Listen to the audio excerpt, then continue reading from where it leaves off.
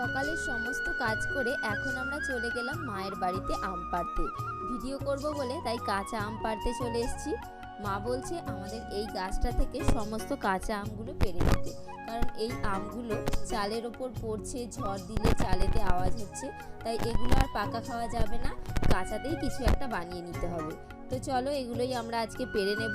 তো দেখো তোমাদের দাদাভাই এখন উঠে গেছে, মই নিয়ে মই লাগিয়ে দিয়েছে, ওই ওপরে উঠে আমগুলোকে সমস্ত আমগুলো পেড়ে নিতে হবে। ওখানে কিন্তু অনেক আম আছে। তো দেখো এখন পাড়া হচ্ছে আম।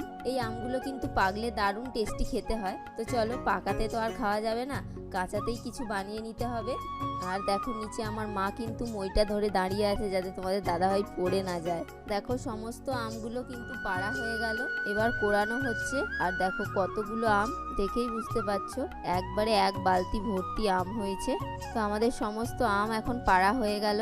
এগুলো নানান রকম রেসিপি করা হবে, মা কিছু রেসিপি করবে, আর আমি এগুলো দিয়ে আজকে তৈরি করব আম পোড়ার শরবত আর আমের ছেচকি।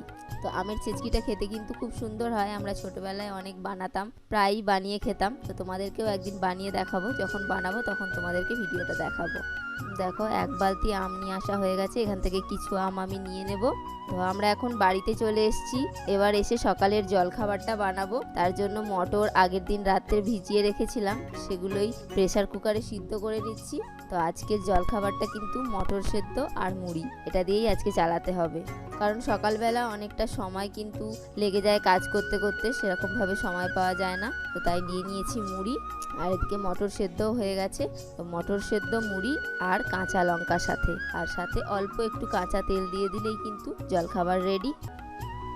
তো দেখো আমরা সকালের জলখাবার খাওয়া শুরু করে দিলাম। কেমন লাগলো তোমাদের আজকের ভিডিও কমেন্ট করে অবশ্যই জানাও। ভিডিও ভালো লাগলে লাইক করে দাও। তো আজকের মতো এখানেই শেষ করছি, দেখা হবে পরের ভিডিওয়ে।